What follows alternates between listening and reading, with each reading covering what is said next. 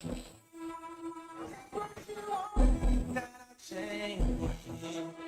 numbers are your the same. It's in the night. That's in the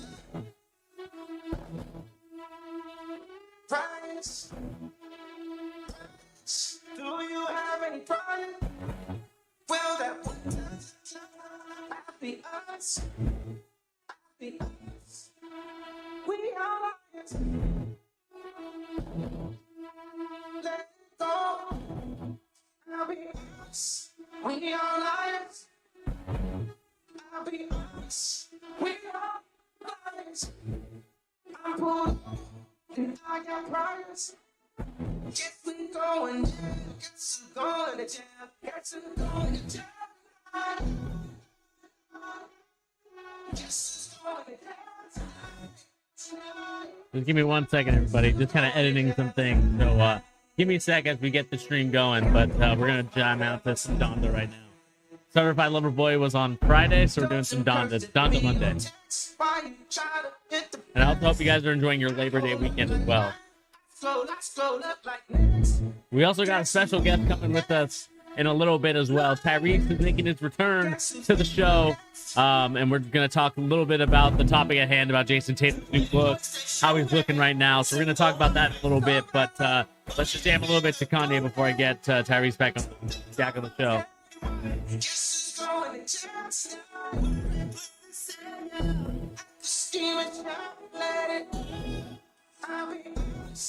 We are liars. We are liars. I'm pulled and I got promise. Guess we're going down. Guess we're going to jail. Guess we're going to jail. Guess we're going to jail.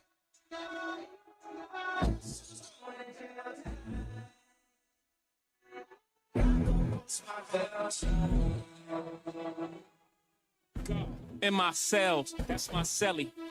Also, we'll constantly play 2K. I'm going to play on Xbox this year, Tar Heel. Well, I'm going to play anyway on Xbox. That's all I got.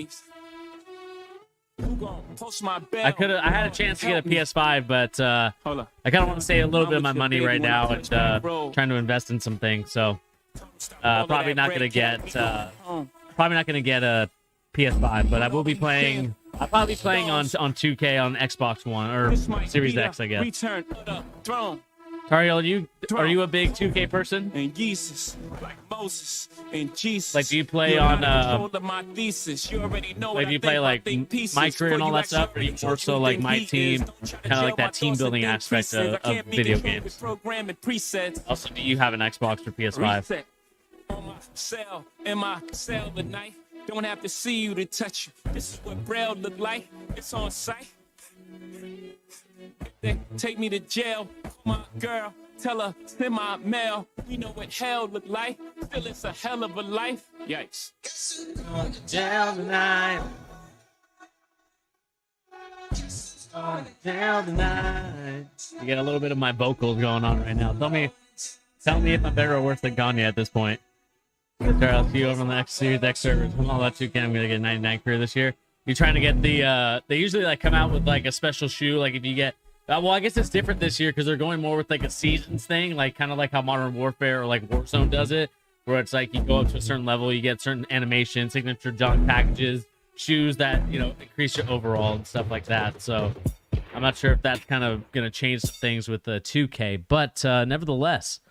Hope you guys are enjoying your Monday. Man, you could tell it's been a minute since everything, I guess. But hopefully you guys are enjoying your Monday, Labor Day Monday. I know some of you will probably be out there doing your thing, but I just wanted to kind of put out the stream for you because there is a little bit of news to talk about. Not really too much in terms of like late-breaking NBA news because as you can tell, kind of by my last stream, like there's nothing really groundbreaking if you guys can see.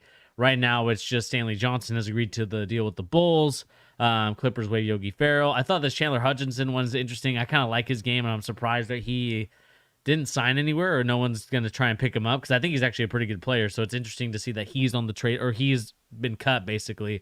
by the Spurs. So we'll see what happens with him in terms of maybe he'll go to another team. I hope another team does give him a chance. But nevertheless, what is going on, everybody? This is, of course, your boy Bernie here on The Charge, giving the latest NBA news and rumors and also basketball opinions. And today, guys, we're going to really emphasize basketball opinion. Like I said, I got my boy Tyrese with me today. He will be here in a little bit. I just need to actually, I'm going to call him on a different thing really quick. Just because I know that let me call him on this one instead. I'll call him from the browser because my Discord app sucks. I've never had really any good success with Discord. If anybody just has like a here we go. All right, we got Tyrese in here now. Let's see here. How's it going, Bernie? Good. How you doing, Tyrese? We are live right now. How's your Labor Day weekend? Do anything fun, exciting? Just chilled, kick back. Nothing much. How's yours going? It's going pretty good. Relaxing, getting ready. First, second week of school, so that's gonna be fun to kind of deal with the high school kids again. Yeah. Kind of a different atmosphere, but nevertheless, I was just kind of going over some of the latest news. Like I said, guys, not really too much out there besides, maybe Stanley Johnson agrees to the Bulls, Michael Porter Jr. encouraged by extension talks with the Nuggets, Clippers waiving Yogi Ferrell, Chandler Hutchinson was waived today, or I guess he was waived this weekend, and not really that much other than DeAndre Jordan signed with the Lakers. We'll put out a video tomorrow, kind of from my last live stream, maybe 2 or 3 days ago, talking about that. But nevertheless, we are here to talk really more about Celtics news and more so about a certain player, as you can tell by the title of this live stream. And that is, of course, Jayson Tatum's new look. Obviously, that might be a little bit hyperbolic, but I kind of wanted to show you guys Jayson Tatum right now is basically getting everybody ready for his hide your players, hide your wives for first team Jayson Tatum's on the way. That's kind of what this everyone's calling Jayson Tatum at this point. First team Tatum. But nevertheless, Tyrese, I know we haven't spoken in a while, and I know, we've been busy and stuff like that, but, Celtics have made some moves. They've done a lot of different things. So what has been your opinion on these kind of photos leaking, maybe not leaking, but photos coming out about like Jayson Tatum and his workout regimen, seeing him do some Bulgarian split squats, basically sumo squatting 100-pound dumbbell. What do you make of all these videos and photos basically of Jayson Tatum? I know he also played a pickup game with Dinwiddie and I think Bradley Beal as well. I think he's just getting ready for the new roster, the new head coaching staff, just a new scenery. He probably feels like it's a fresh start for him. Mm-hmm. And how the years were going before. I think he's just he's ready. He feels like this is his year, or I think he's absolutely like he's obviously jacked, but I think he's jacked as an excitement to get this year going under MA. Seeing their chemistry mm-hmm. with what they were having on the court recently during that little stint of USA team basketball. I think he's ready, and I think it's positive news. At least he's taking care of his body. He's getting bigger. Hopefully, he can use his body to get more to the rim. I think it's great. Yeah, I think so too. Seeing Tatum kind of taking care of his body. I think there's always been that. Actually, I've never questioned Jayson Tatum's physique in terms of like he was too skinny or anything like that. The only thing I was kind of questioning are his thighs and legs. I feel like he's kind of skipped some leg days, but looks like he's kind of lanky. Yeah, he was lanky. Yeah, he was very lanky when he came in. They showed like a before scene and a now of how he was jacked in that photo, and you can just tell like he's growing into a grown man body now. Like he's starting to develop. Like when he first came, when Kyrie took over and when he first got drafted, he was only like 19, 20. Mm-hmm. Like he's starting to get that grown man body now to where he's getting yoked, man. He's turning into like a Giannis, it looks like, man. He's starting to get huge. He's using the Giannis workout regimen. Hopefully he still keeps that mm-hmm. shooting ability. That's always been my question with him. And I'm showing everybody on live stream right now, looking at Tatum, seeing how he looked before at Duke compared to how he looks now, which is just a completely different person. You're right, Tyrese. This guy has worked out. By the time you're 24, 25, I feel like you kind of get your grown man body. I think LeVar Ball talked about it before with like Lonzo and now with LaMelo mm-hmm. coming into the league about, once he gets his grown man body, he'll be a different player. I know LeVar's also talked about a lot of different things. Rumor has it with the young Ball brother. Hopefully that's not true. I'm hoping that's not true, just for his sake. Yeah, I know.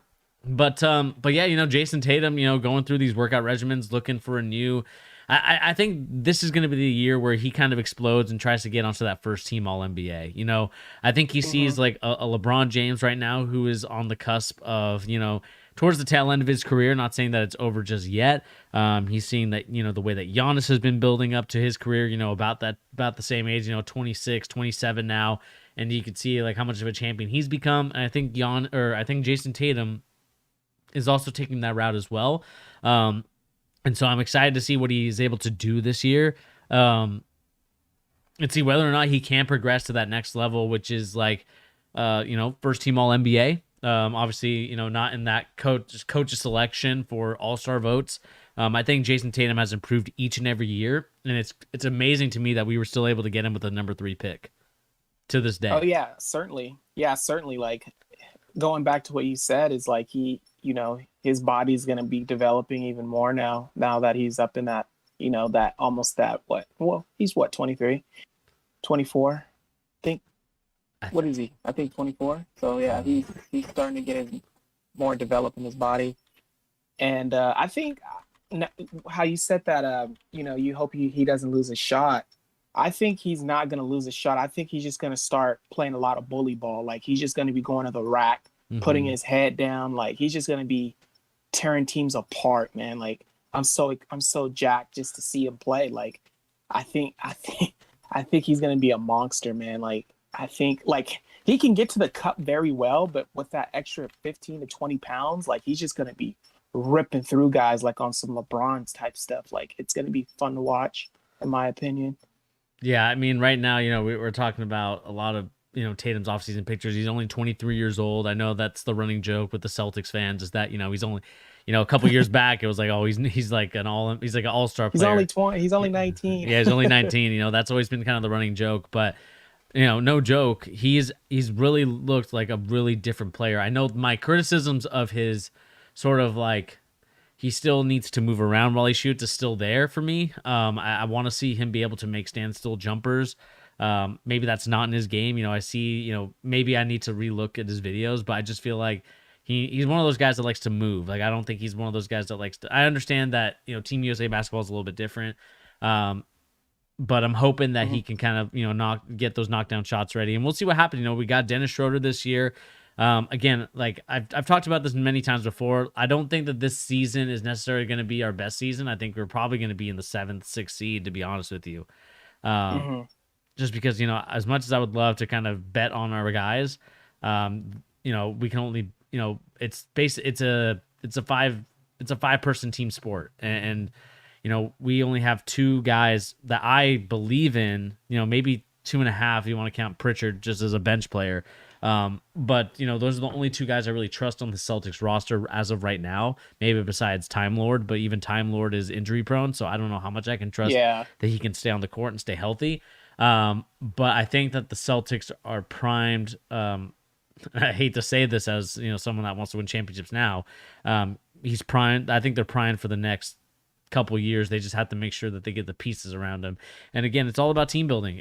What can Brad Stevens do in these next? I'm going to give him 2 years. I know I said I was only going to give him 1, but I'll give him 2 to see what he can do for this next NBA offseason.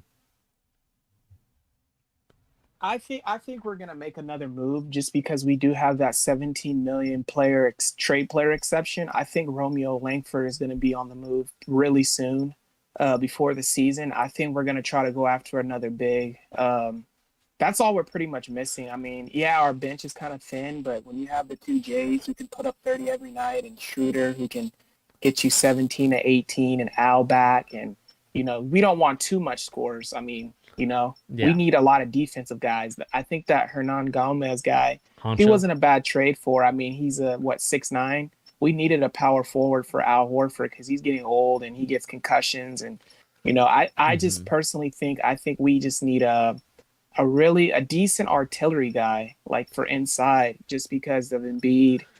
I would love to try to bring Aaron Baines back. Maybe we can get him for cheap or something. See who else is out there. I mean, I mean, like, to me, that's all we're missing. We just need a big guy who can defend. Mm-hmm. Yeah, I think right now with the way that the Boston Celtics are looking at this moment, I think we need to we obviously have to address those issues of making sure that we have defensive players around Jayson Tatum and Jaylen Brown. I have no qualms about his defense because I think he has really great defense. Tatum might be a little bit of a liability.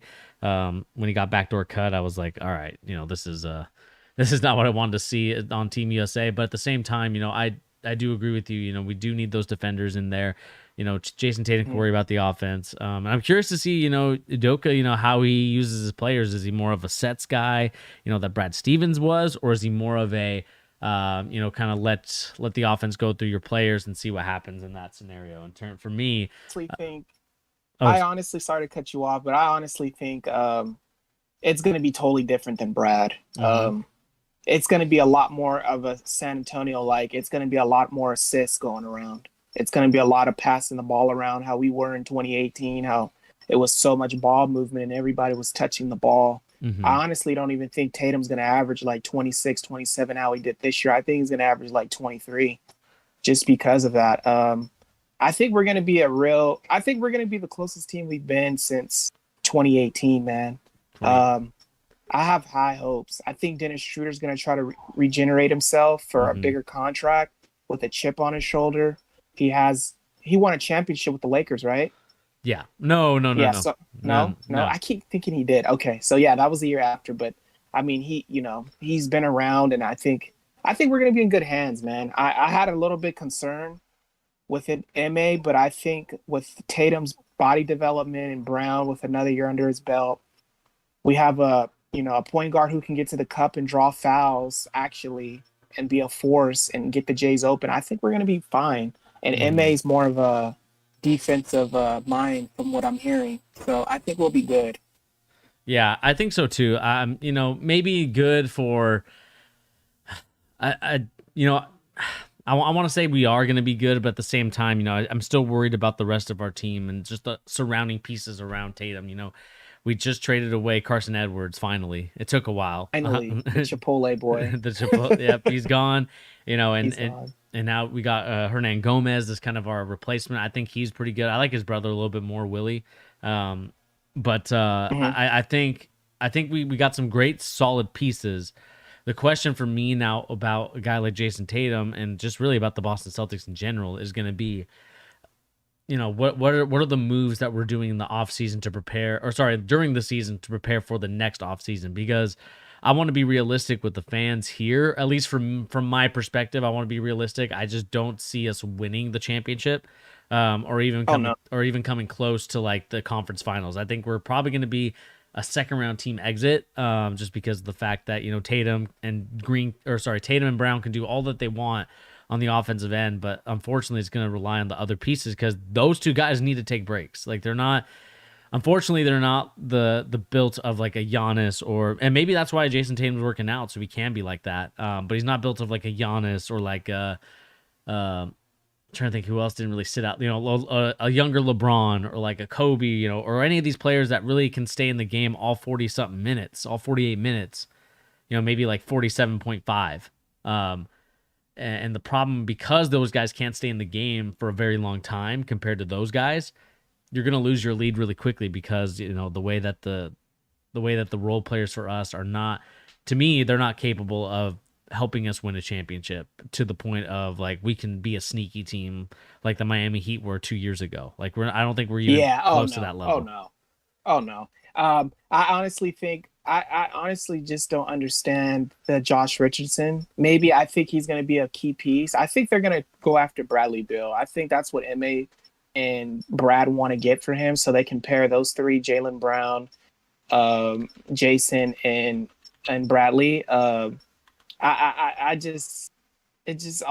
of these moves don't make sense at all. MA. I mean, that goes to show you that Brad doesn't really know what to do because he's just going after veteran players who haven't really been contributors throughout their career. I mean, we'll see, man. We'll see, but something's telling me we could be fine, but something's telling me it can go sour. Like it's a 50-50. Mm-hmm. Yeah, the reason why I don't have as high hopes, and I don't want to keep kind of beating on the same talking point, but I just think, to me, like, as much as I love to see Jayson Tatum with Macho Man Randy Savage type of arms, and kind of looking like Hulk Hogan out here with the way that he's Yeah. kind of like these like 80s like wrestling bodybuilders that were back in like the 80s and 90s. It's just I think that again, I'm curious to see how Udoka kind of handles the offense. I'm going to give him a chance. I think he could actually be a pretty good coach for us. I honestly think Tatum can average 30. I'm going to go opposite of the way that you're thinking. I know that Okay. I know it comes from that Spurs like style of basketball, kind of making the extra pass, creating advantage and opportunities for your other teammates so you can get a better Yeah. open looking shot. But I do think that with Tatum, I think that Udoka's going to see this guy. He's been basically working with him and Brown for as long as I can remember with these two. Just from the fact that, doing a little bit of research in history, they he was their U16 coach, or all the way up until like the U20s, like that, or like U19s, like that. That to me has a lot of rapport. And he knows probably a little bit more about Brown and Tatum than I think the rest of us do.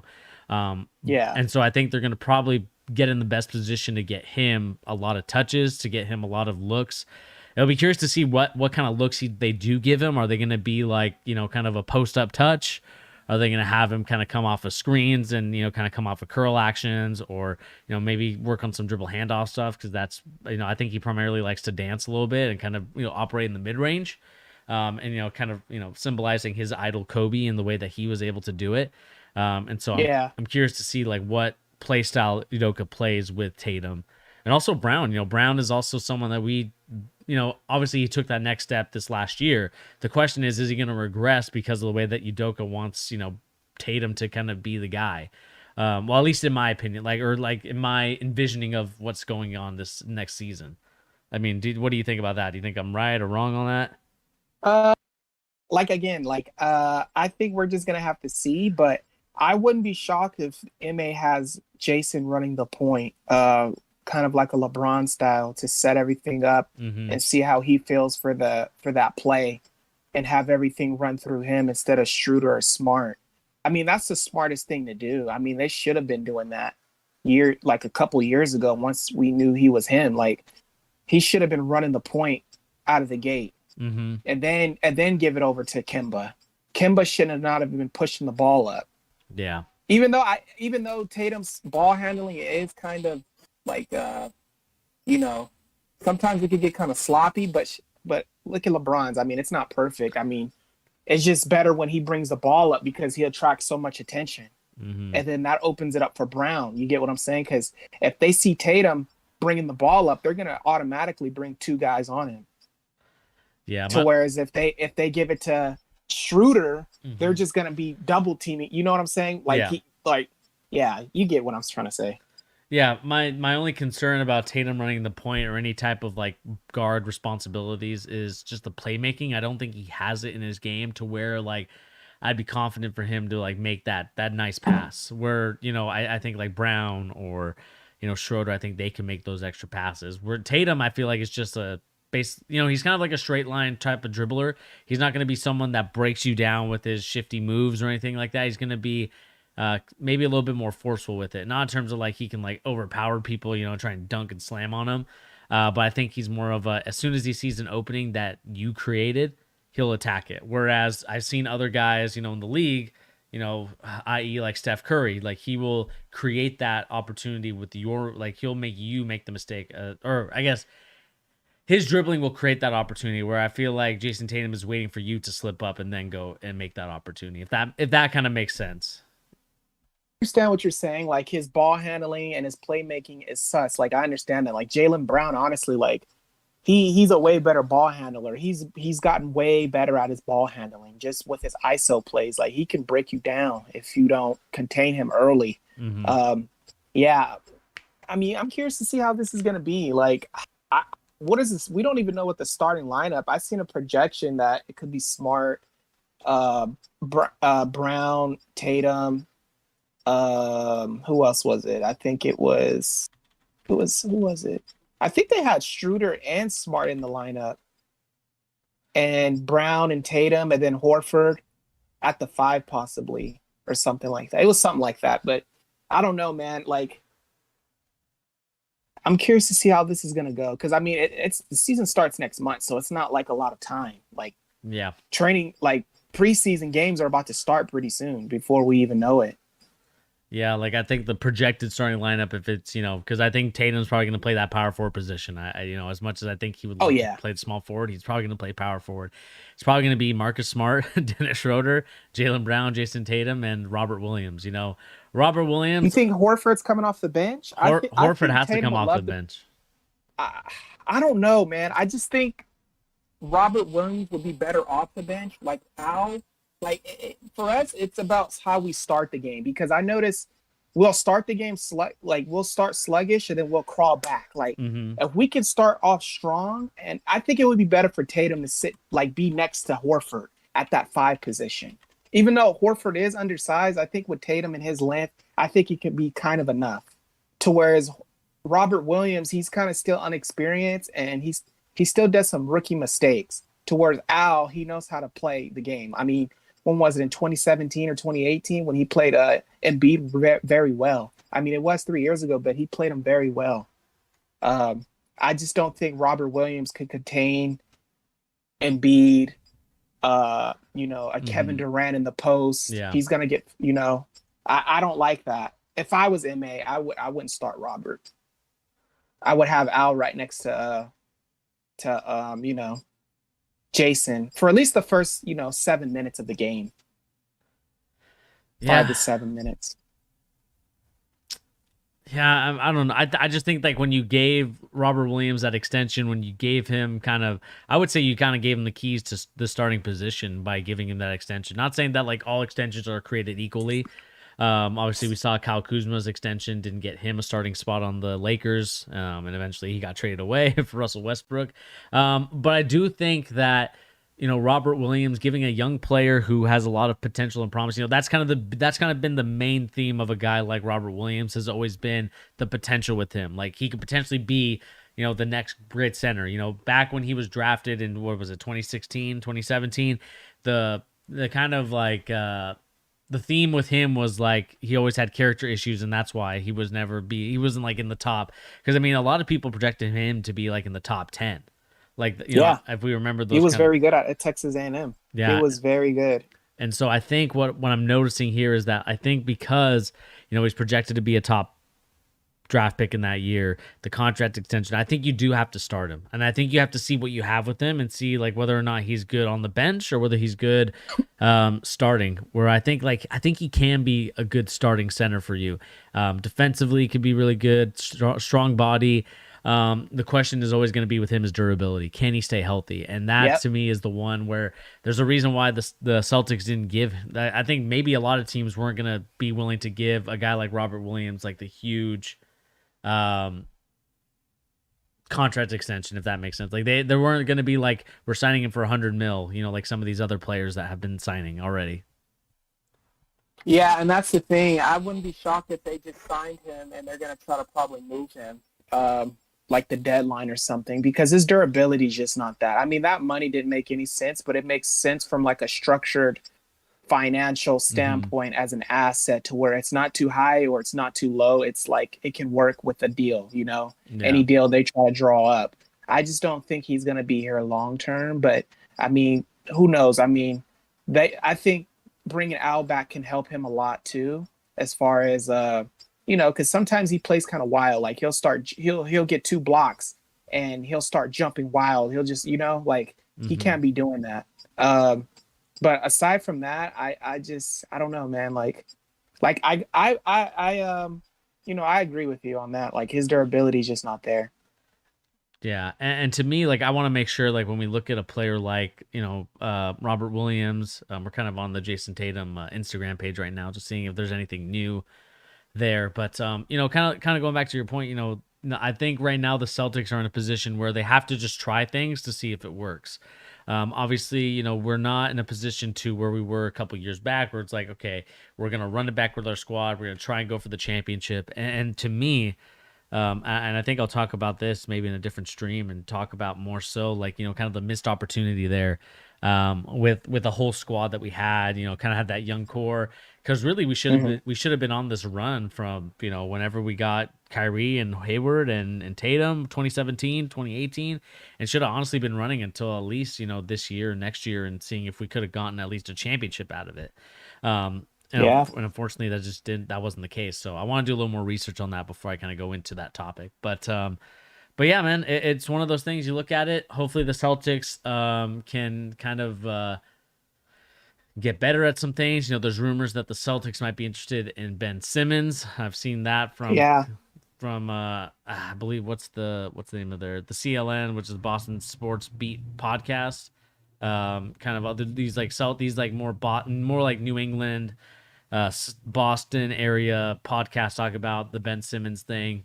And I know I'm gonna bring that up too. I wouldn't be shocked if we try to go after him and try to trade what's his face, Dennis Schroeder, just because I think Schroeder's gonna leave us. Like, it's evident. Like, he's just here for 1 year to showcase himself, and then he's gonna go get the bag. But like, realistically, I think Ben could be good for us just because he still is young. And when you got two guys who are workaholics like Jayson and Jalen, who take their craft very seriously, I think that'll rub off on Ben Simmons. And plus, in the city of Boston, like, he's gonna have to work on his game. Like, he's gonna have to. Like, if he's doing what he did in Philly, like, he's gonna get canceled. Like, he's gonna be considered a bust at that point. Like. Yeah. But I can see us trading for him. Honestly, I was gonna bring that up. Yeah, I mean, I kind of wanted to get your opinions on him. Maybe we'll talk a little bit about it towards the end of this conversation and kind of going on to the Chet and Paolo one. But my thing on the Ben Simmons to Celtics news that's kind of been up there, and I'll put it up for everybody to kind of see what I'm talking about here. Insider signs off on Celtics Ben Simmons scenario. I mean, obviously NBA insider, anybody can be quote unquote an NBA insider. So I don't want to like make this article seem like it's like a huge breaking scandal type of thing, but more so of a conversation. The problem with I think Ben Simmons could work for us because I think him as like a third star, not really needing the ball to score a lot, kind of more so that transition type of point guard. I think he could actually work for us because I think Tatum and Brown don't occupy that low post space that it seems like Ben Simmons has been put into these last couple of years. So it'll be interesting to see like whether or not a guy like Ben Simmons can flourish for us because we know that he wants to go to a California team. That's kind of been a well-established fact at this point. But again, we don't really know because Ben Simmons hasn't talked yet. And, I kind of went on nauseam about Ben Simmons. So I'm sure everybody here is probably tired of the Ben Simmons Network news that the Chargers turned into somehow. Well, maybe not somehow, but he's kind of like the player that I rant about the most. Just due to the fact because I talked about, and I just want to make this clear to everybody. So if this gets clipped in the future or anything like that, I always believe that he could have been a really good freaking player. I think he could have been the next Magic Johnson type of player, but ultimately it hasn't turned out that way. Just due to the fact that, I feel like all of his stats have progressively gotten worse than better. But why don't you talk, Tyrese, about Ben Simmons and, what's your opinion on him and maybe some other things too about the Celtics and with him as a fit. I think he needs to be around a team that fits I think MA would be very good for him just because he relates culturally wise with the Jays and he's kind of like young-minded. He still is pretty young. Mm-hmm. I think that plays a big role in players, just like with Ty Lue and the team he had with the Clippers, even though Kawhi went down, they still had a good bond. I think he can do well with us. If he, the only team I think he can click with if he were to go out to California is the Clippers, just because Ty Lue. Mm-hmm. But I think Ben just needs to be with a team that has players that have work ethic. I don't know how Embiid's work ethic is because I've seen him like on the sideline eating cheeseburgers and stuff. So, I just think he's over that scenery of, Yeah. I know. I think it kind of just rubs off on him, like not to work on his shot and everything. I mean, I could be wrong. I'm just assuming, but it's just kind of weird, man. Like how you said, like the Magic Johnson, how everybody thought, and then he's just the total opposite. Like, it's crazy. And then as far as the Celtics go, I think he would be a good fit for us just because he's a pass first point guard. Right. And he's bigger. We can't. We don't have to hide him. Yeah, like, if we're playing, if we're like Kemba. playing, like Kemba or Dennis Schroeder. I mean, Dennis Schroeder's 6'3", but he's not 6'11". I mean, yeah, if we have him, Tatum and Brown and Horford, and let's just say we could even throw Robert out there, like we got length, man. We're like on some Bucks level. I hope so. Seriously, man. I mean, if we did get Ben Simmons, I mean, we would be very big. That would be very well for us. Yeah. We wouldn't even have to have like a huge center like that just because we have Ben out there. And I think it would be very well. The thing is, what will we give up? Because I know the Sixers are asking for a boatload. And the only guy I think who we could realistically give up is Brown. But, like, that's not even realistic because – I mean, look what Brown's doing. Look what Ben's doing. And I know Philly doesn't want Horford back again because that didn't work out. But who knows? I mean, it's Philly. So, but we'll see. But I think he would make a good fit for us. Yeah, my thing with, kind of the situation is that, like, because of Philly's losing culture, the way that they've kind of went about, like, getting these players, whether it was, like, Noel, whether it was Julio Okafor, whether it was Joel Embiid, Markelle Fultz, Ben Simmons, like Embiid. I don't know if I already said his name. I just think that their losing culture really affected guys like Ben Simmons and Joel Embiid's psyche to not really try and push themselves to their max ability and potential. Why should I, work on my game when my coach is telling me to lose all the time? Again, not excusing Ben Simmons, reaction and not his progression of his game, because I've challenged him on that multiple times on the stream. Not saying that he like listens to the stream or anything like that.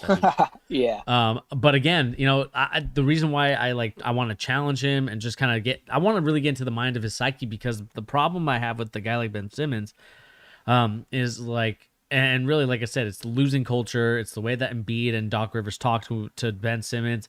It's the way that Ben Simmons has kind of handled this situation, that he would rather be fined and not play, any NBA games, and probably play Twitch or go on Twitch and streaming some Warzone or Apex Legends, whatever game FaZe Clan has, decides to play that day.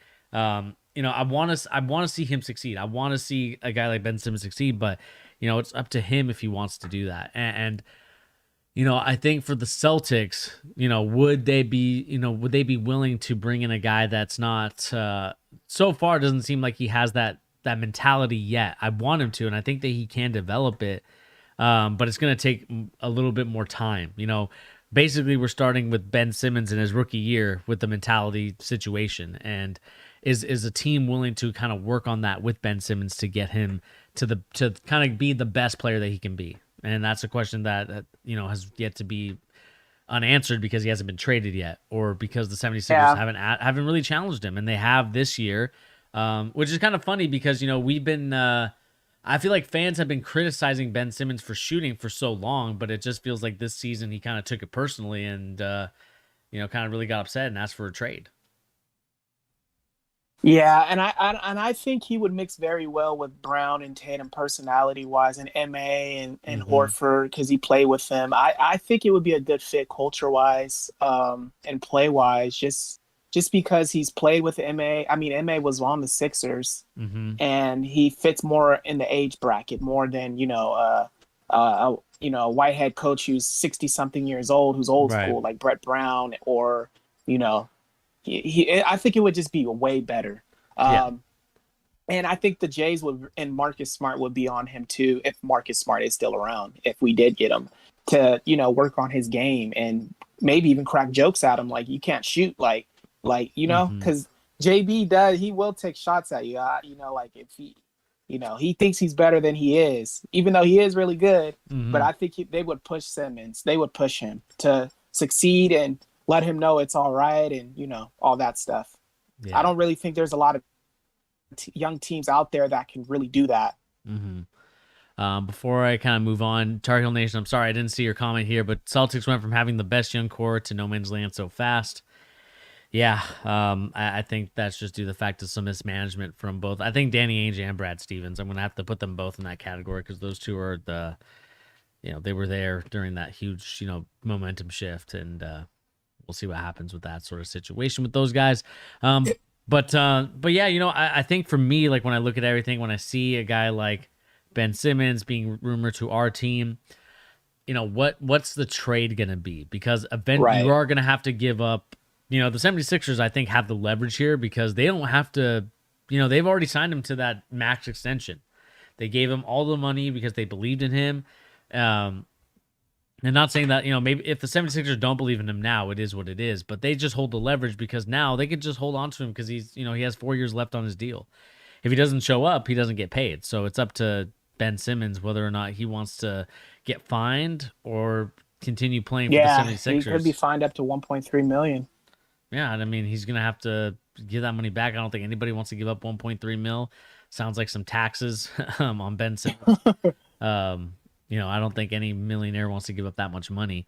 Or I should say multimillionaire doesn't want to give up that much money. So we'll see what happens. Right. I'm curious to see like whether or not a guy like Ben Simmons could gel well with our team or if he would be a guy that doesn't fit the culture of the Celtics and kind of like that winning mentality. Whereas I feel like the 76ers don't really have that necessarily. And that might just be for us just due to the fact that we've had so many championships and that's kind of the goal for the Celtics and the Lakers really because they're the two most winningest franchise in the NBA.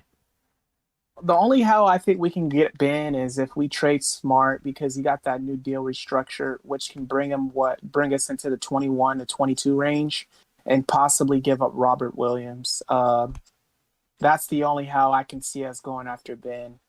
Mm-hmm. Realistically, because we're not going to trade the Jays at all. They're not going to want Warford. Dennis Schroeder, they're not going to want him because he's not going to be there long term. Josh Richardson maybe, but he was there already. So it's kind of like, the only guy I think that can be tradable right now is Smart. Yeah. And I I think the way that the Boston Celtics have kind of put it out there, he's kind of their, the basically kind of like the Dirk of this generation in terms of like not play wise, but more so like loyalty wise. Like he's been with the Celtics. He, there was rumors about that extension long ago when he was a rookie. And basically on his rookie extension, he signed with us and stayed signed with us. And now it's kind of one of those things like, do you give that up? And I'm just not sure if Boston fans or even the Boston organization is willing to give up Marcus Smart. As much as it would, unless like it was getting a superstar caliber player, and even then it would be tough. Yeah, but then again, it's like this is Brad's position. It's like, do you want a big three of Ben Simmons with a little bit more upside, 6'11", with 2 all-stars? Like that would be great. Like who can really slash to the cup, shoot the basket, and then Al Horford, who's a multi-all-star who could stretch the floor. Like that, I think it would open Ben up a lot. There's not too many teams that can do that. And then the head coaching wise with MA, I think it would be really good. The thing is Danny going to pull the trigger and be disloyal so-called to Marcus Smart. Yeah. I think it would be better long-term. I think it would be good for us long-term because, I mean, he still is young. He's only 25 years old. Yeah. He's 240, 6'10". I mean, he technically hasn't hit his prime. Yeah, I mean, helps both teams. Well, I should say helps us a lot in terms of like having that point guard that could actually like kind of stand up and, basically get switched on. Because that's kind of been the biggest issue with the Celtics so far. Offensively, Kyrie was able to kind of deal with it because offensively he's such a gifted player. Where like even if he is getting switched on defense, he's still able to kind of get away with it because his offense is so good. He's able to outscore the opponent. Whereas a guy like Kemba Walker is a little bit different because now he's one of those guys that you look at him and you're like, he's gonna get, he may or may not outscore the opposing point guard, but he's getting switched onto and he's gonna get his butt kicked because he's such a small guy on the switches, so that he'll get kind of bullied. I think that's the main reason as to why the Miami Heat won their championship not that they won championship. They got to fight the Lakers. Yeah. They got to the finals, I should say, against the Lakers is because, he really abused Kemba Walker. Jimmy Butler did. So, Tar Heel Nation, you said, man, if they make Ben go out of there and play opening night in Philly, assuming he doesn't want to get fined, it could be worse fan situation than LeBron returned to Cleveland in 2010. I don't think anything could be worse than the Cleveland thing. That was like unreal scenes. Yeah, the only team I can see potentially trading for Ben is the Clippers. But then again, it's like you got to give up Paul George. Yeah, you got to give up Paul, and I mean that would be cool but Paul, he balled out, man. He balled out by himself. Like when Kawhi went down, like I wouldn't want to give that up. Like I would not want to give that up. If anything, I would probably give Kawhi up just because you would give up Kawhi. Wow, he's so uncertain. Like I think he just signed there because that was the best situation at the time. But Kawhi's mind could change. He might become unhappy, and who knows how he's going to be after the ACL. Yeah, I mean, he already had didn't he have an injury when he was in San Antonio? What was his injury? And then you have another one. So who knows how he's going to be? He's 30 now. Yeah, I mean, I think with him, it's more mental. With Kawhi Leonard, I think it's more of a mental thing. But again, I think you are right in the sense that maybe that's the guy that you trade for, but at the same time, I just think it'd be hard for them because they did sign him to a 4-year deal. They're giving him the keys to the kingdom. I think that the Clippers are going to stay with Kawhi, and Kawhi wants to stay with the Clippers because he loves LA. Like as much as we were like, oh, we could go to the Knicks, he'd go to the Nets, or more so the Knicks. Kawhi Leonard at the end of the day, he could drop 44 on any given night. Exactly. So I don't think Ben Simmons can't, and I don't think it's worth giving up that to get a guy who can only give you maybe 16, 18, 16, 8 and 8, or like 16, 9 and 7, like not really numbers that are going to him, and that's just regular season. Postseason, it's like a completely different story. I mean, I want to look at his postseason numbers. Again, yeah, that's interesting. Pull that up. I'm curious to know that. Just because it seems like he didn't really when we were in those battles in like the 2016, 17, I think 18 as well.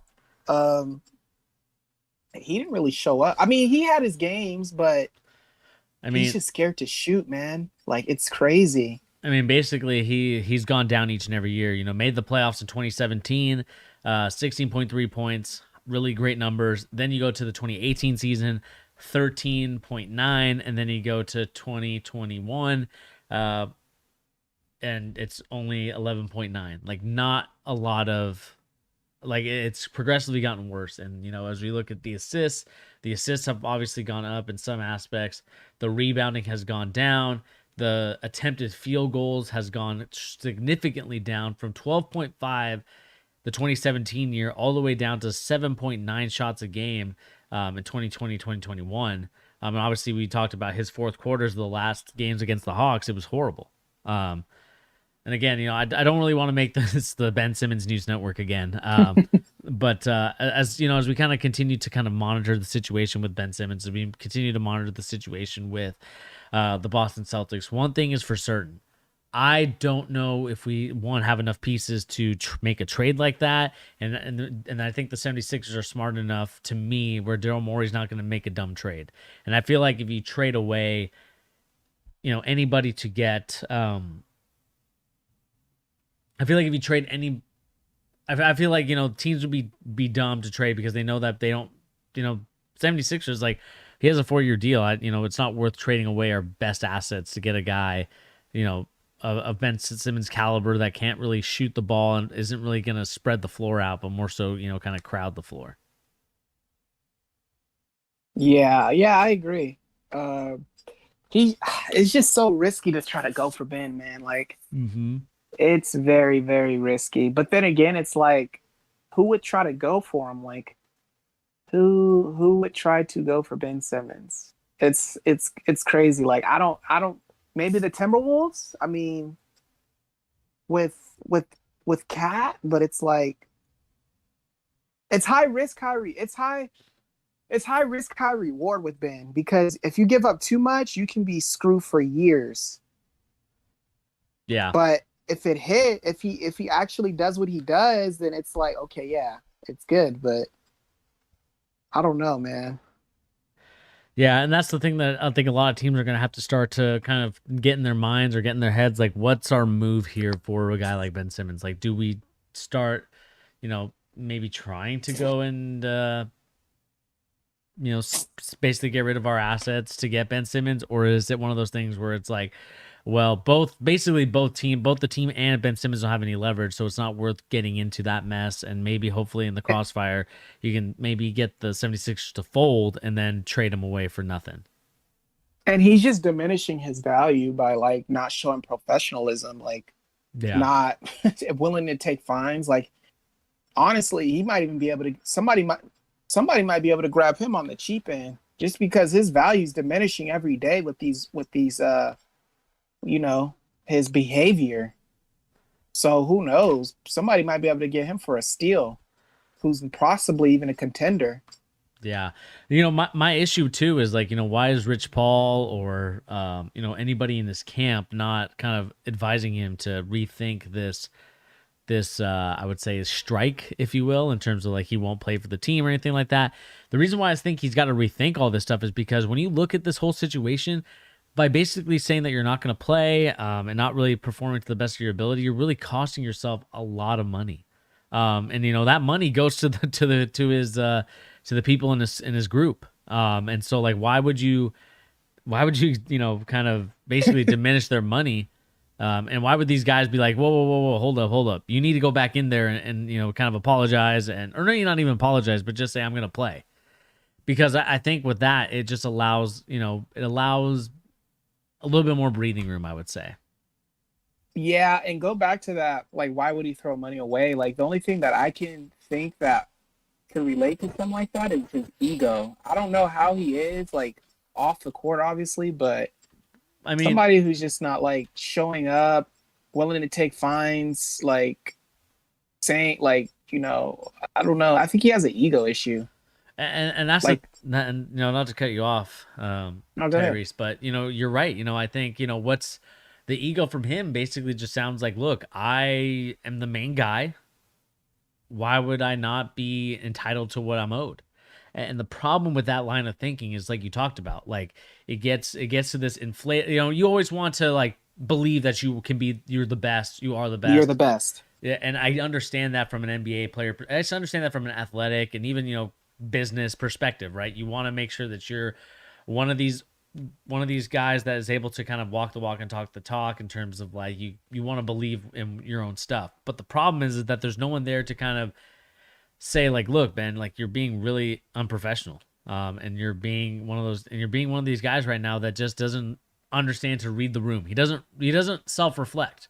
And I just think maybe it's because he's not able to take criticism. I mean, I think we all, at some point, we've gotten criticized for whatever it was, whether it was maybe a poor group presentation, or whether it was a poor meeting, or whether, you didn't really help the student. In my perspective, you didn't help the student out, you didn't help the player out, and it wasn't a great practice or anything like that. And you have to own that you didn't do your best job in those moments, because then it leads you to learn those lessons, so where you can be like, okay, I didn't really do my job. What's up, Justin? How you doing, man? And now you're like, okay, I kind of understand, like I messed up in this aspect. Let me see how I can get better and see how I can kind of get it going. But it's frustrating. Yeah, it really is. And it's like, it just comes down, I think, to his ego. Like and a lot of teams are considering that, because let's just say, like, okay, he was working on it would be different if he was in these games in the playoffs to where he was just struggling, but like we all knew he's not afraid to shoot. He won't even shoot.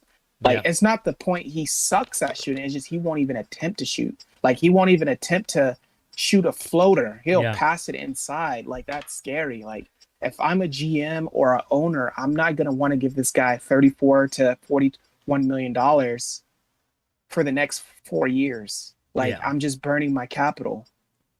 Exactly. And then you kind of get into the situation where now you're, whoops. Oh, all right, good. I want to make sure I didn't lose myself here. You're good. And yeah, I think it's one of those situations we have to look at it and just kind of figure out, what's the best thing for him. But at the end of the day, I think right now the Celtics are in a position where they can hopefully try and build themselves for the future, see if they can get themselves ready to basically dominate this next season. The East, me and my boy Pete and Tyrese, you're more than welcome to join us doing a live predictions video on that stuff, probably coming in the next couple of weeks. Just talking about the NBA season in general, what's going to be going on there. So that'll be fun to kind of discuss and talk about. So, make sure to stay tuned for that as we continue to monitor all NBA teams, and we continue to monitor all NBA news and rumors, because I believe right now there's not really that much news. And let me just double check really quick. Yeah, let me check. Nothing really other than like Michael Porter's encouraging talks with the extension deal with him. Kuzma trade completed with the Kings. That one finally went through. They just had to wait. What do you think, Marcus Gasol? You think the Celtics could try to grab Mark? I mean, that wouldn't be too bad right now. I mean, who do you want them to grab? Marc Gasol. He's not with the Lakers right now. I mean, he would be. I mean, he's not the best, but I mean, he's done. He's done, but he's still a body you can throw out there. Like, we don't need him to do a whole lot. He's still a good backup, better than what we have right now. We're paper thin. I would rather just re-sign Taco Fall than. What was that? I'd rather re-sign Taco Fall than get Marc Gasol, man. I know he's with the Cavs right now. They're going with that super mega big lineup. They just need. Oh god, they're just trying to sell tickets. That's all. They just need Bobo. They just need Bobo to complete the Infinity Stones. That would be crazy. But yeah, let us know in the comment section down below. We kind of went almost an hour with talking about the Boston Celtics, Jayson Tatum's new look, what we make of it. Again, if you guys didn't know, Jayson Tatum basically is he's built different right now. He's jacked. He's jacked right now. He's got this new look. We can kind of look at this really quick and look at images just to show you guys what we're talking about here. Actually, maybe here, let me just show you guys so that way we can kind of get this going. Let's see, where's the articles?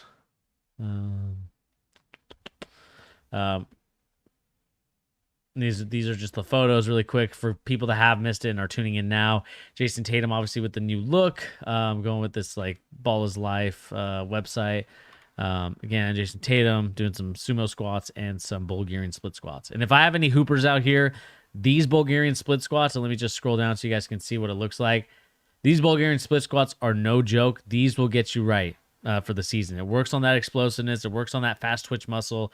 Definitely do those if you are a hooper, or even just in general. Just stay healthy. Get your workout in. Do some Bulgarian split squats. Do some sumo squats. Obviously, maybe not with that much weight because it might be a little too heavy for some people, but it's heavy for me. But make sure you get your workout in. But this is definitely a great workout for my hoopers out there that are still balling out, whether in college, high school, or in the pros. Anywhere around the world. So the next topic I have at hand, Tyrese, is I'm going to talk a little bit more about like Paolo Banchero and Chet Holmgren. Those two guys, this is probably going to be the number one versus number two. I think there's a lot of guys. I take a break for awesome content as always, guys. Thanks, Justin. Appreciate your comments.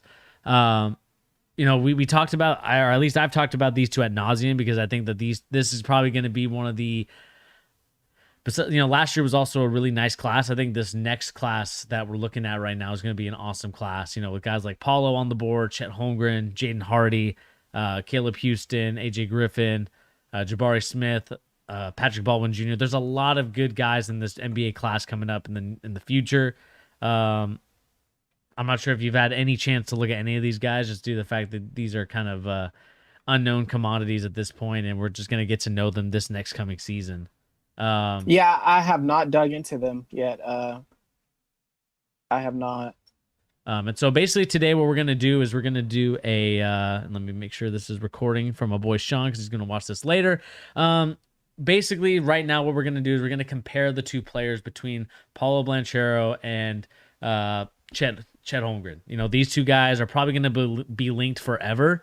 Just due to the fact that these two are the number one and number two respectively in many mock drafts. Paolo Banchero coming from the Seattle area, going to O'Day, playing on Seattle Rotary, and this guy, is going to Duke. Usually these, Washington kids, they usually go to UW, University of Washington, and that's kind of where they go, or they go to Gonzaga now, because Gonzaga is turning into a powerhouse as we speak. And we'll talk about the Gonzaga part in the latter part of Chet Holmgren. But again, Paolo going to Duke was a huge deal. It's a different part, a dynasty, if you will. This is going to be Mike Krzyzewski's last year as a head coach, and he's going to coach Paolo Banchero and see if they can't win an NCAA championship. But on the other hand, you have Chet Holmgren, a guy that comes from the Minnesota area, went to Minnehaha Academy as a player that was, looked at as kind of like this demigod type of player, 7 foot with handles, can shoot the ball, and can block shots and can do basically everything. And we kind of compared. We talked about him and Amani Bates in his game a couple of streams ago, like maybe a long time ago. We kind of did a little bit of a player report on him, and it's time to update that player report. He's played a full, senior season. Paolo Blanchero also played a full senior season. I'm not sure if he played for O'Day. I'm not sure they did, but just due to the fact that the way the pandemic worked, it was only like you only got a certain amount of games. But nevertheless, these two guys, I'm not sure if you've heard much about them, Tyrese. I mean, what's your, from what you've researched or what you've seen, like what do you make of a guy like Paolo and Chet? Paolo, that's the guy on the left, correct? Paolo's the guy on the Gonzaga? right. Oh, okay, who's the guy on the left? Left is Chet Holmgren. This guy's going to Gonzaga. Oh yeah, he's nasty. I've seen his highlights everywhere. He's going to be very good. He has a very good motor on him. I'm not too familiar with the guy on the right. I haven't really been keeping up with the new class coming in, unfortunately. But I have checked out the him. He's very good. Yeah, he looks like he's going to be very promising. Yeah, I think this is kind of one of these things. We look at these two guys. I think Chet has a promising future just due to the fact that he can be a two-way player, or there's potential for him to be a two-way player. The one thing that you will notice with a guy like Chet is that his defense is his weight. But also defensively, I think he's really good. Whether he's playing the best of the best or worst of the worst, this guy's defensive motor is always staying the same. He has a very good instinct to block shots. Obviously, being so tall and so lanky, he's able to kind of be able to reject jumpers, be able to reject people at the rim. So, I'm really excited for him. On the opposite end, you have Paolo, who's more of the powerhouse of the two. Kind of reminds me a little bit of like a Julius Randle, Amari Stoudemire type of player. Jump shot, is hit and miss at times. I think he needs to work on that. Just a little bit of the mechanics, in my opinion. And we'll kind of get more into these two players as we continue to go on. But this is going to be a huge battle. Again, talking more about Chet. Again, going to Gonzaga from the Minnesota area, and it's going to be basically a battle for 1 and 2. And let me just kind of read to you what Hoops Hype has to say about these two players. So Duke freshman Paolo Banchero, I think that's how you say it in Italian, currently has a narrow lead in the poll spot for the 2022 draft, but he doesn't still comfortably, as well as some recent draft picks. Obviously, we talked about Cade and Zion has officially begun. And then we got Chet. They said among the projections we reviewed, Banchero and Chet Holmgren actually finished with the same amount of placement votes as the number 1 overall. The Athletic Sam Vesey, however, moved the Gonzaga freshman big to number 3, whereas Blanchero never fell to 2 at any point. And I kind of wanted to watch a little bit of film on these guys. I mean, this is Jaden Hardy's film. I don't want to watch him yet. This is kind of Paolo in. Sorry to blast that through the mic. This is kind of Paolo and Seattle Rotary against the Border Boys. So this is against like Mikey Williams. I just kind of want to show you guys his kind of highlights. Kind of show you what we're working with here with a guy like Paolo. Again, I think with Paolo, what I like about him is that he's very aggressive. He gets to his shots. He can get to his spots. Like, he's going to be a guy that is not necessarily going to dominate in many different areas, but he's going to be one of these guys that he get to his spots. He's kind of got a pull-up game. My only question with him has always been the jump shot, and I don't know if we can get a quick look at here with Chet. They're going to probably kind of run a 2-3 zone, unfortunately, which sucks. I wish these AAU teams would not run a 2-3 so we can actually get a chance to see some of these guys. Again, my biggest thing with Paolo, and maybe we'll kind of let the film run in the background as we talk about him. My issue, or maybe like my concern with him, is shooting, because I think in the NBA you have to be a shooter. There's no ifs, ands, or buts. You kind of have to be a guy that can be versatile in terms of, can you play the point? Can you play the forward position? Again, this guy has really good ability to pass the ball up, and has the ability to see players and kind of see, guys running down the court, where he's able to make those extra passes and able to get guys open. I think I like Paulo a lot. And we'll kind of talk about who I like more between the two as we kind of talk about these guys. Again, the question for me for Paulo is always going to be kind of like can he kind of progress and what is the ceiling? Because right now, in high school, probably one of the bigger guys in the league, played in the Metro League. And the question for me with him is always going to be, what is the ceiling? Is the ceiling, Julius Randle, Amari Stoudemire, or can he go up, or is he kind of like a floor guy where he's kind of like an Aaron Gordon or those type of players where it's like very athletic, very strong, but just can't seem to find his spot in the NBA at this point. And I know Tyrese, you haven't really watched a lot of Paolo Banchero, but this kid is 6'9", 6'10", with basically a 7-foot wingspan and kind of like a high release point for a jumper. Again, it's very streaky, so it's not really something that you can rely on easily. But when you hear about a kid about like Amari Stoudemire or anything kind of in that ballpark, what does that excite you as a fan of these kind of like lower teams that's looking to kind of build their future? Like if you're a Houston Rockets, you've kind of signed all your guys for this year, and you're going into next year, you have the number 1 pick. Would you want a guy like Amari Stoudemire part of that young core for the Rockets? What was that? I was going to say, would you want like a young core? You have your young core in Houston. Would you want a guy like Paolo as your, as kind of like another piece to add, or it's kind of like the next missing piece for your team, where you compare him to like an Amari Stoudemire, Julius Randle type of player? I mean, if you're saying that, like with Julius Randle, I mean, he's kind of ball dominant. I mean, they have Jalen Green, Christian Wood, and John Wall. So it's like, if let's just say Houston did try to go after Paolo, I don't know if it'll work, like right off the bat, unless they move some pieces that are already there that are kind of like, starters and ball hot, like, holding the ball more. Yeah. I don't know. Honestly, no, I don't think he would be a good fit on like a team like that right now. Even though I don't know how they're going to be. I don't think he would be a good fit.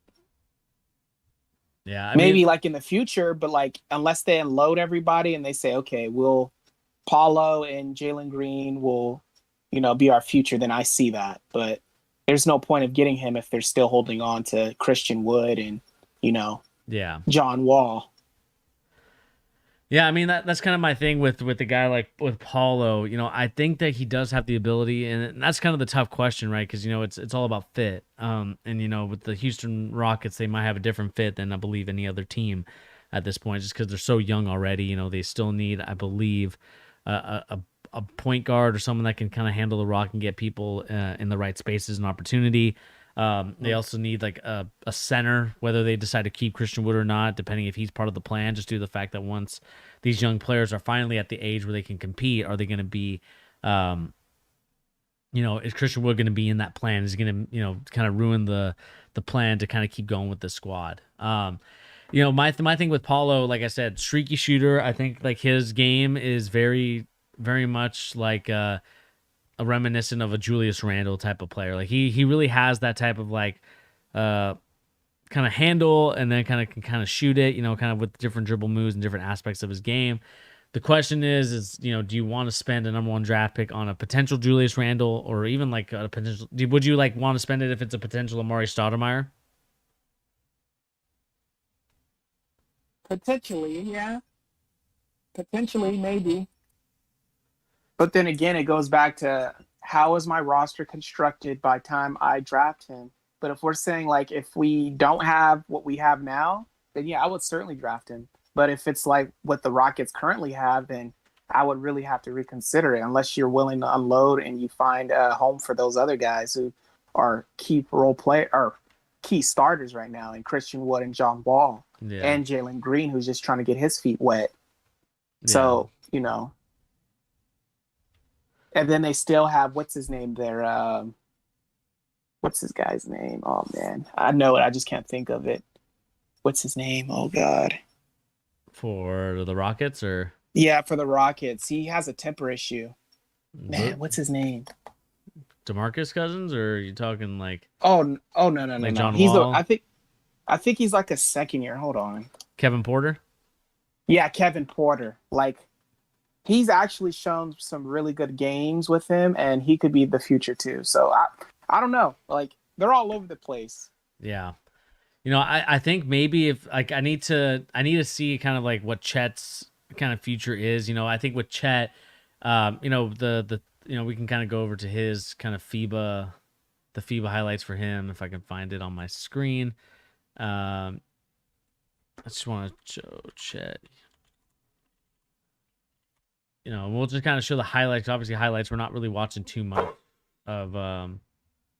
We're watching some stuff. My only issue with a guy like Chet, more so, is like I feel like he's the guy that you build around, whereas I believe Paolo is more complementary to what the Houston Rockets are doing. So, like for example, Right. you have a guy like Paolo. And for people that were watching the stream, you saw it in that last clip I showed of Paolo. I don't know why I keep having James Hardy's game. Kind of right here, you got the post in this 2-3. I know, like I said, it's a 2-3, so it sucks that you're not really going to get too much like, oh, what can he do? But you see here, kind of what goes to a post up and under, draws all the defenders towards him and is able to find his open teammate. Like, I think that's a very important skill to have as a big, because sometimes bigs can turn into black holes. They can be like, oh, well, I'm not getting the ball back, so I'm just going to get mine and screw everybody else. I'm going to take some shots. But I do believe that his passing ability is what's going to separate him, kind of going into like what mock drafts we're seeing out here. Like if we go to NBA mock draft for the next year, and we can kind of look at here the draft. He could be a 7-foot lanky Luka for all we know. I mean, who knows? Like he has some passing ability. Like, he can shoot the basket. Who knows? I think he's going to be really good. Him and Amani Bates, I think they're going to be very good for years to come. Yeah. I think Amani's going to be in this class. It's going to be interesting to see. He's not going to get drafted in this class. No, next year. I think next year. He's going to Memphis, I think, with Penny. Yeah, it's kind of weird that he's kind of making that move. Maybe wants the 2 years.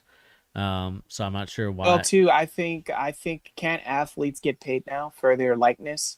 Yeah, they can get paid for the likeness, but for me, it's like for Amani Bates, is like he's foregoing his senior season. Basically, he's reclassifying a year earlier, so that way he can. Well, I think he wants to get the money. I think, I mean, now that they can get paid, I mean, going with Penny Hardaway, he's an NBA player, like he's marketable. Yeah. Alone by himself, so I see that moving. Amani's marketable, so he's going to be trying to get that $1 million deal. Yeah. And my thing too with a guy like Paolo, and we didn't really watch too much of Chet Holmgren's highlights, so I'll kind of keep these kind of rolling in the background as we continue to get going.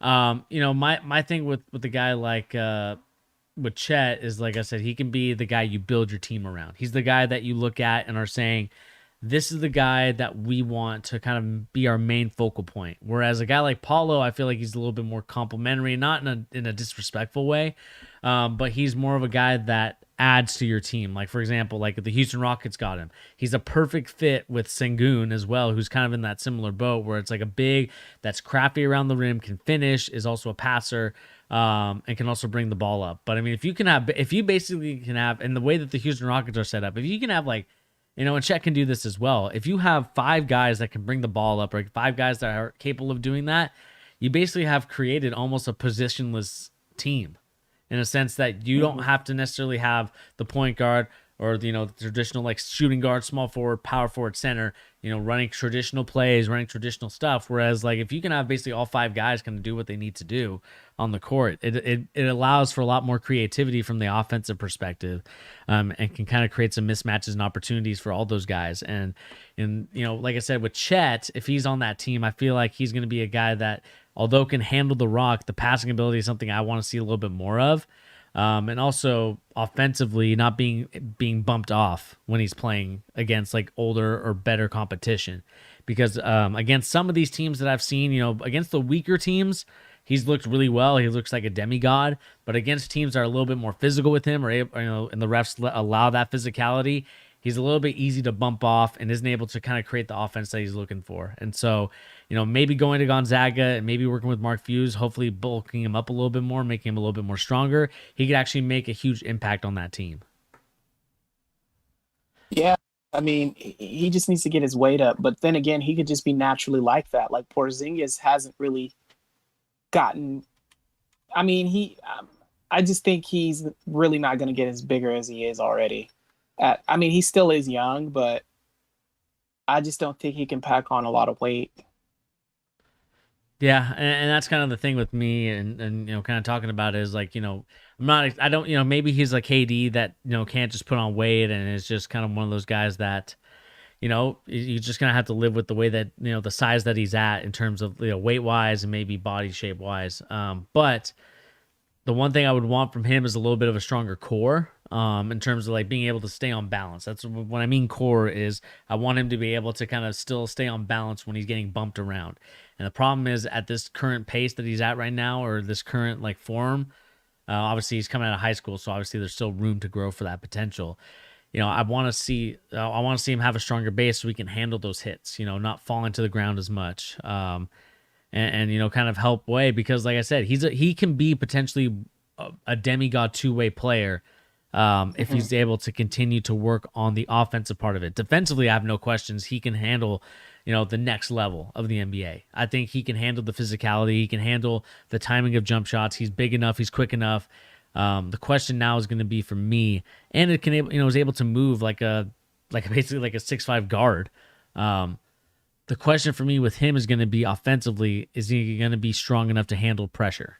Because once you get to the next two levels, that being the amateur league, college, and professional, whether NBA, it's going to be hard for me to kind of see him succeed there if he's not able to kind of keep upright and isn't getting pushed around every single time. But at the end of the day, we'll see what happens. Again, this is kind of the story with a guy like with Chet. Chet being so long, so lanky, he's able to get in those passing lanes and able to steal the ball. Again, we'll kind of look at the NBA draft.net. A lot of people have him compared to Kevin Durant. I'm not so sure about Kevin. I'm not so sure about Kevin Durant. I think Kevin Durant was, kind of a really special player, coming out in the Maryland area. To me, as much as I want to say that he could be like Kevin Durant, I don't even know what to compare him to. Honestly, it's the tough. closest guy you could probably compare him to is Kristaps Porzingis. I mean, at height at least, shooting ability.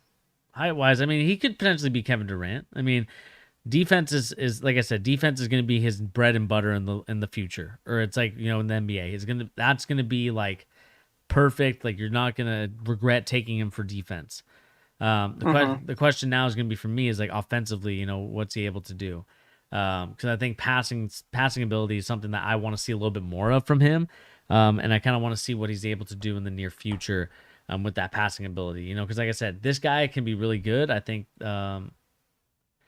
this guy has, like I said, the ability to be one of these guys that could basically be transcending depending on what team he goes to.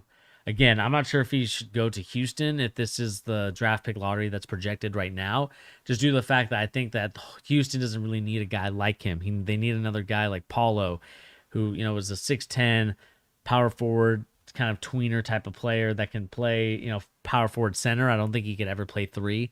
And that's something that I think a lot of people are going to be maybe upset with me by saying that, but I can't see Paolo playing the three. To me, he's kind of like one of these, like, basically kind of like these early 2000 bigs where like they're powerful, they're dominant.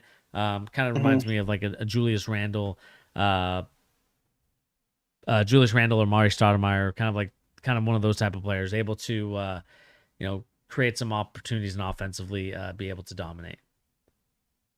But we'll see. We'll see. Chet to me is a guy that is one of those guys you want to build around. Like I think a Chet Detroit combination of him and Cunningham would actually be really good. I think him or even going to Orlando would be a good option for him. Maybe Cleveland if they want to build that demigod, that demigod stuff. But I do think that having Chet play in Detroit or Orlando would be a much better scenario for him than what this projection is having him at with Houston, where I feel like Houston, I don't think he could be the guy because I think that they really appreciate Jalen Green. I think Jalen Green and his ability to score the rock is going to make him instantly the number one guy. and the ability of Kevin Porter to continue to develop as like basically a top 5 pick, I think he has that potential in him as well. Whereas a guy like Paolo, or sorry, as a guy like Chet, I think Detroit suits him more because that's where he can kind of shine and be the main guy. Whereas Cunningham, he can kind of be like the number 2, get Paolo the ball, get him in the right areas, and I think that those two as a duo could be a really good combination for years to come. Yeah, we'll have to see about that. Yeah, we'll have to see. But let us know in the comment section down below, what do you guys make? I know that this is kind of like a small talk about Paolo. This is a small talk about Chet Holmgren. But basically what we're doing here is we're just kind of comparing the two and their different play styles. Like I said, Paolo, a little bit more of a streaky shooter, but definitely more powerful, more aggressive down low, where I feel like Chet wants to be more of a guard, kind of like that. The guys at the YMCA, if you're like the tallest dude but is able to handle the rock, it's like, dude, just go to the low post. But at the end of the day, he does have the handles, he does have he does have the shooting ability to kind of be a guard, and can basically play 1 through 5 in any type of lineup. So that's kind of the best thing about Chet Holmgren, and his length as well is also an advantage just due to the fact that he's able to get into passing lanes, able to steal the rock, and able to kind of create opportunities for others in that aspect. But nevertheless, I think that's going to do it here, Tyrese, unless you got something else that we can talk about. Any other news? I think that's it. Yeah, I think that's going to do it here for us. I appreciate each and every one of you that has come to the charge and kind of watched our content. We have a lot of guys out here watching the content. I do appreciate each and every one of you for subscribing, hitting that like button, and basically creating a great atmosphere here. Shout out to Justin. Shout out to Hurl Nation. Shout out to Tyrese. Shout out to my boy Pete. Shout out to my girlfriend who watches as well. It's really a fun experience to do this with each and every one of you, whether you're in the live chat or whether you're with us like Tyrese is with me right now. But nevertheless, like I said, thank you, Tyrese, for coming to the show and doing the stream with me. I know talking about Jayson Tatum's new look, getting yoked, is always a fun topic to discuss when it comes to Celtics. So I do appreciate you, Tyrese, for coming on the show and talking some Celtics news. Yeah, man, no problem. It's lots of fun being on here. Yeah. So if you guys have any suggestions, leave it in the comment section down below. If you guys think that we should cover another situation, cover another team, let us know that as well. I think next time I want to talk about Jaden Hardy, kind of the unsung hero of kind of the 2022 class. I know that he's kind of another guy that a lot of people are looking at and are wanting to kind of see if he can kind of sneak in there in the top 2. Because we know that Holmgren and Paolo have the kind of chokehold on those 2 positions up at the top. So we'll see if that kid can kind of come in and take that spot. But nevertheless, this has been your boy Bernie here along with Tyrese. We do appreciate you coming on the show, or coming to the show and watching it. And we please want you to hit that like, share, and subscribe button if you are new to the channel. Remember, the more likes, the more subscribes, the more people are going to be wanting to watch the channel. Just want to let you know that we also have a donation link and a merchandise site. Again, mugs, t-shirts, sweatshirts, you name it, it's here. But nevertheless, I want to thank everybody that's came to the channel today. Thank you, Tyrese, for coming on the show, and we'll catch you guys No problem. on the next video. Peace out, everybody. Peace.